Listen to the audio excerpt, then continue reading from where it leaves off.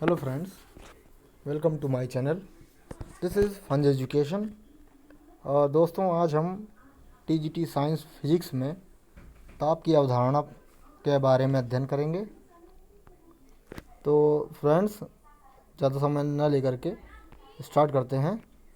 जो लोग नए हों सब्सक्राइब करें, अपने दोस्तों को भी पहुंचाएं, शेयर करें, कमेंट करें। कैसा लगा वीडियो ये भी बताएंगे। तो दोस्तों, चलते हैं ताप की अवधारणा पर। Concept of temperature. किसी गैस के अणुओं का वर्ग माध्य मूल वेग, ये होता है वर्ग माध्य मूल वेग, या इसको हम शॉर्ट में कहते हैं VRMS। तो वो जो होगा वो गैस के परम ताप के वर्गमूल के अनुक्रमानुपाती होता है। परम शून्य ताप वह ताप होता है जिस पर गैस के समस्त अणुओं की गति शून्य हो जाती है। परम ताप जो शून्य ताप होता है, या परम ताप भी कहते हैं, परम ताप वह ताप है जहाँ पे जो है गैस के समस्त अणुओं की गति एकदम शून्य हो जाती है। यानी फिर आगे चलते हैं। परम ताप का मान ऋणात्मक नहीं हो सकता, क्योंकि VRMS जो होती है उसका कभी मान ऋणात्मक नहीं हो सकता। अतः परम शून्य से नीचे कोई ताप संभव नहीं है। एक ही ताप पर दो विभिन्न गैसों के अणुओं के वर्ग माध्य मूल वेगों का अनुपात जो होता है उनके अणुभारों के वर्गमूल के व्युत्क्रमानुपाती होता है। ठीक है, आगे चलते हैं।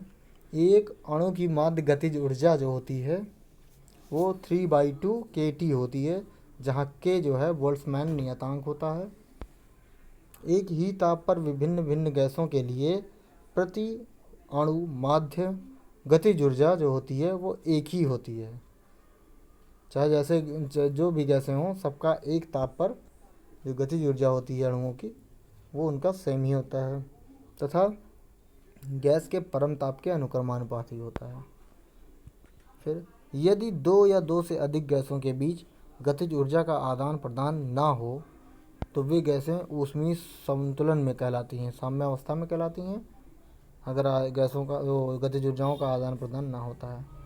फिर यदि किसी निश्चित ताप पर बर्तन का आयतन जो है वो आधा कर दिया जाए तो प्रति सेकंड बर्तन की दीवार से टकराने वाले अणुओं की संख्या दोगुनी हो जाएगी। यानी गैस का दाब दोगुना हो जाएगा, ये बॉयल का नियम कहता है।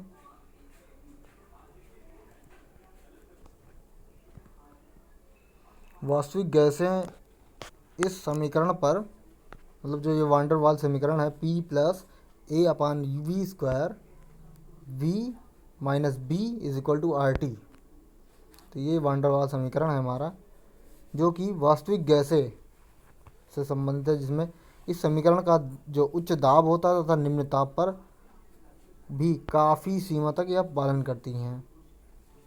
जो वास्तविक गैसें होती हैं इनको पालन करती हैं। फिर ताप बढ़ने पर गैस उच्च दाब पर द्रवित होती है। अगर ताप बढ़ा दिया जाए तो द्रवित करने के लिए किसी गैस को उच्च दाब लगाना पड़ता है। 31.1 डिग्री सेंटीग्रेड ताप के ऊपर CO2 गैस को द्रवित करना असंभव नहीं है। संभव नहीं है यानी असंभव है, चाहे उस पर कितना भी अधिक प्रेशर क्यों न लगा दिया जाए। अगर इस टेम्परेचर के ऊपर है तो CO2 को आप जो है द्रवित नहीं कर पाएंगे, चाहे इतना दाब लगा दिया जाए, क्योंकि 31.1 डिग्री जो सेंटीग्रेड है इसका क्रांतिक ताप कहते हैं।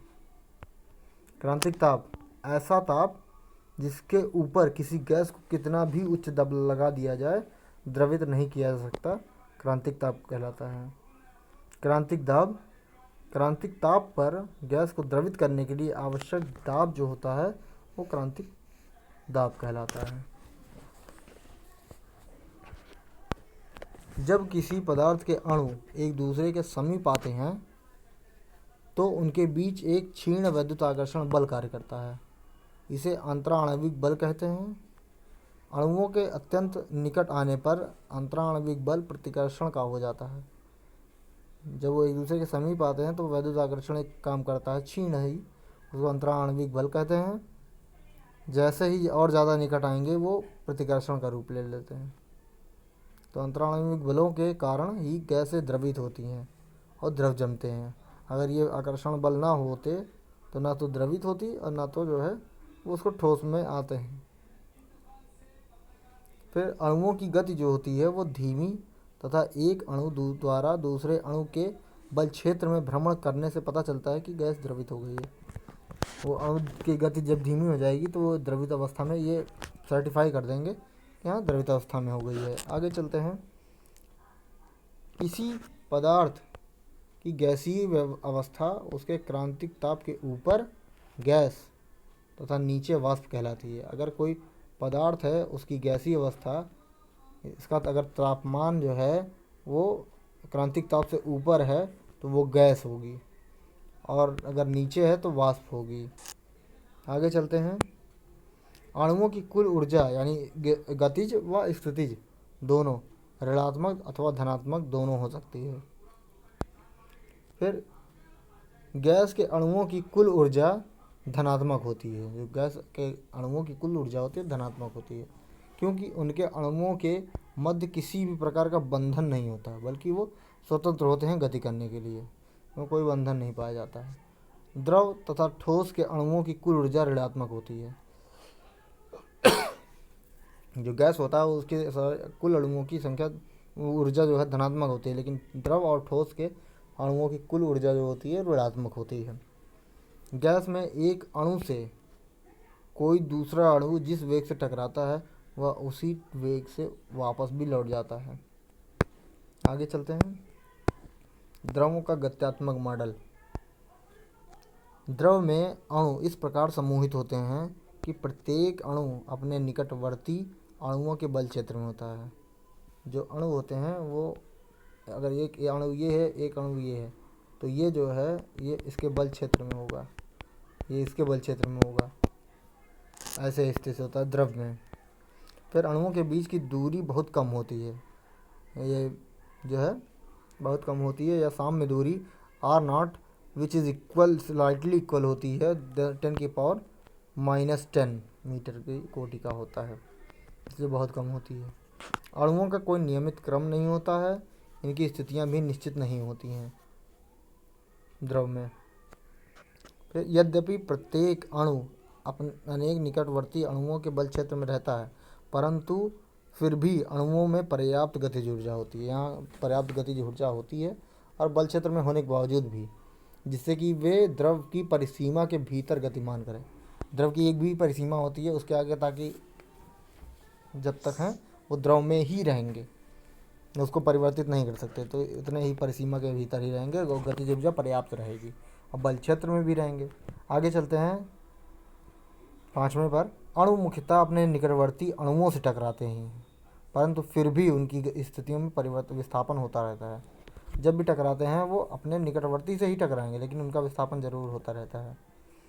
प्रत्येक द्रव के तल पर दबाव बढ़ाने पर क्वथनांक ऊंचा हो जाता है तथा दाब घटाने पर क्वथनांक नीचा।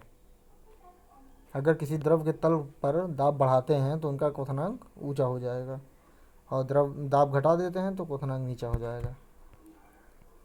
फिर द्रव जो है, द्रव अवस्था तथा ठोस अवस्था में किसी पदार्थ के घनत्व, विशिष्ट ऊष्मा तथा आयतन प्रसार गुणांक लगभग समान होता है।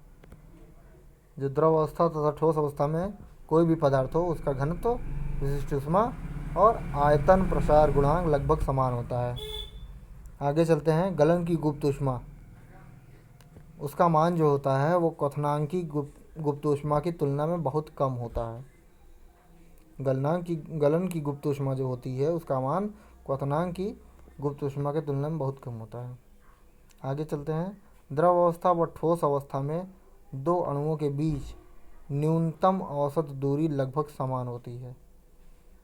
द्रव अवस्था व ठोस अवस्था में दो अणुओं के बीच न्यूनतम औसत दूरी समान होती है लगभग। फिर द्रव अवस्था के ठोस अथवा अवस्था तथा क्रिस्टल के अधिक निकट होने के गुण को द्रव की अर्ध क्रिस्टलता कहते हैं। फिर से एक बार देखते हैं। द्रव अवस्था के ठोस अवस्था अथवा क्रिस्टल के अधिक निकट होने पे ये गुण को द्रव की क्रिस्टलता करते हैं। तो दोस्तों कृपया बताएं वीडियो कैसा लगा। अगर पसंद हुआ है तो लाइक शेयर ज़रूर करें। आपका आभार व्यक्त करता हूं मैं। धन्यवाद।